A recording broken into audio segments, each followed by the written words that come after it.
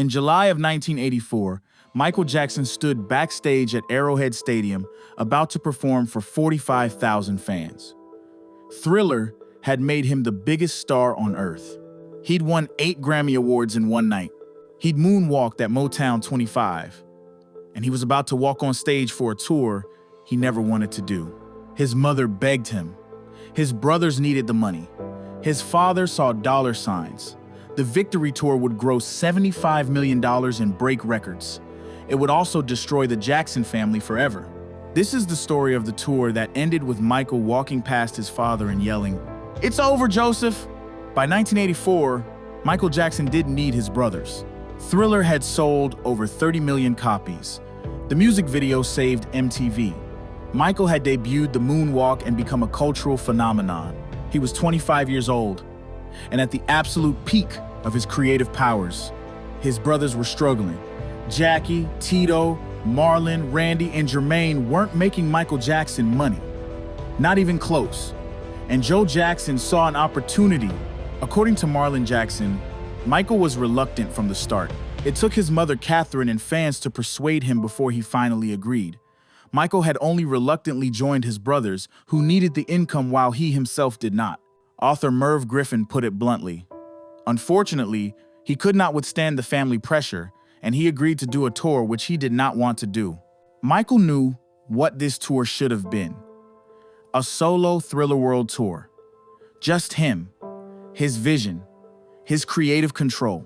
Instead, he was going backward, performing with his brothers, tied to a family act he'd outgrown years ago. But he couldn't say no to his mother, so he said yes, and immediately started making everyone's life miserable. In November of 1983, the Jacksons announced plans for a major tour with boxing promoter Don King, offering $3 million in upfront advances. The tour would be named after their new album, Victory. Michael hated everything about it. He was outvoted on using Don King as promoter. He fought against the ticket system. He refused to rehearse songs from the Victory album, and here's the proof of how much he despised this tour. The Victory Tour didn't include a single song from the album it was named after. Not one. Instead, the setlist was dominated by Michael's solo work. 8 of the 14 songs performed each night were Michael Jackson's solo songs. Wanna Be Startin' Something, Human Nature, Beat It, Billie Jean with the Moonwalk. The Jacksons were basically Michael's backup band. According to people close to the production, Michael made the tour as difficult as possible. He stayed in different hotels than his brothers. He flew private while they flew commercial. He refused to socialize with them. The message was clear. I'm here because I have to be, not because I want to be. Then came the ticket controversy that almost destroyed the tour before it started. Tickets were $30 each. In 1984, that was astronomical. Most concert tickets at the time cost $10 to $15. But here's what made it worse. Tickets could only be purchased through mail order using money orders. You had to cut application forms out of newspapers. And you couldn't buy just one ticket. You had to buy them in blocks of 4. Fans were furious. Many couldn't afford $120 for 4 tickets. The lottery system meant you didn't even get to choose which date you attended. Thousands sent in money orders and didn't get tickets at all. The backlash was immediate and brutal. Critics accused the Jackson family of greed. The media tore them apart. And Michael, watching his reputation take hit after hit because of decisions he'd been outvoted on, finally snapped. On July 5th, 1984, Michael held a press conference. We've asked our promoter to work out a new way of distributing tickets, a way that no longer requires a money order. I want you to know that I've decided to donate all my money I make from the performance to charity. Every single dollar Michael earned from the Victory Tour went to the United Negro College Fund, the Michael Jackson Scholarship Fund, Camp Good Times for Terminally Ill Children, and the TJ4 Martel Foundation for Leukemia and Cancer Research. His brothers were less than thrilled. Michael was making a moral statement, and it was making them look bad. The Victory Tour kicked off on July 6, 1984 at Arrowhead Stadium in Kansas City. 55 shows, 2.5 million fans, $75 million in gross revenue, setting a new record for the highest grossing tour in history. It was a massive commercial success, and it was miserable. The performances were spectacular. Michael debuted the single decorated glove, the black sequin jacket, the moonwalk. Choreographer Paula Abdul created groundbreaking routines.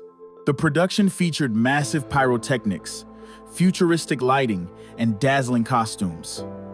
When Michael was on stage, you couldn't look at anyone else. But backstage, the family was falling apart. Michael and his brothers barely spoke. Tensions increased with every show. The brothers were frustrated that Michael overshadowed them. Michael was frustrated that he was there at all. And Jackie Jackson was injured for most of the tour, which meant they weren't even all 6 brothers performing together consistently. While the Jacksons were making millions, someone else was losing everything. Chuck Sullivan, son of New England Patriots owner Billy Sullivan, had promoted the tour. He'd negotiated to have shows at Foxborough Stadium. He'd helped secure sponsorships. He'd invested heavily in making the Victory Tour a success. And it bankrupted him. The losses from the Victory Tour eventually forced the Sullivan family to sell the New England Patriots. Foxborough Stadium lapsed into bankruptcy. Chuck Sullivan's wife filed for divorce. At one point, he was so broke he had to set up a luxury box at Foxborough Stadium as his personal living quarters. According to reports, Chuck allegedly wrote several letters to Michael, begging for money to bail the team out. Michael never replied. Under heavy pressure from the NFL, the Sullivans finally gave up and sold the Patriots to Victor Kiam in 1988. The team would be sold again in 1992 to James Orthwein, and eventually to Robert Kraft in 1994. The Victory Tour made Michael Jackson and his brothers rich, and it destroyed everyone else involved. December 9th, 1984, Dodger Stadium, Los Angeles, the final show of the Victory Tour. The family performed Shake Your Body Down to the Ground. LaToya and other family members joined them on stage for the encore. Fans were screaming, the tour was ending on a high note, and then Michael Jackson grabbed the microphone. He announced that this was the last time he would ever tour with his brothers. He was done. The Jacksons as a performing group were finished.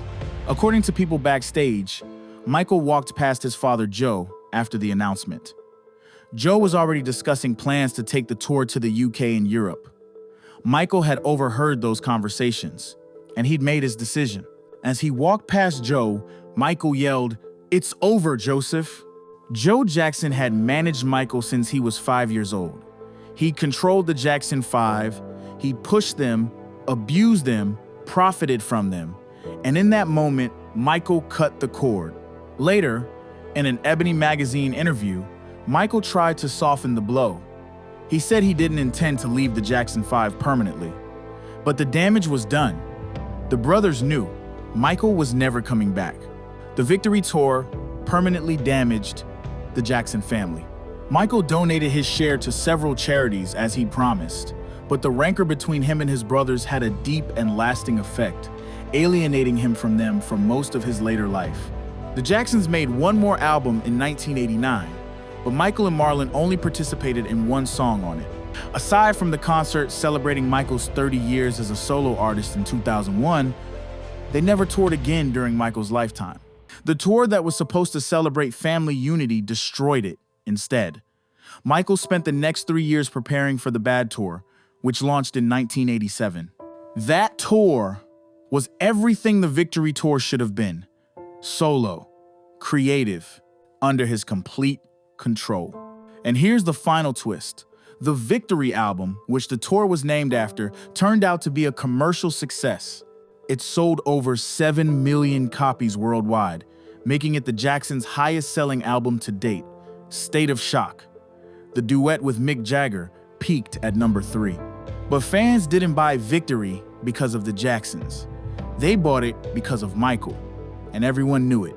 Here's what the Victory Tour really was. A hostage situation.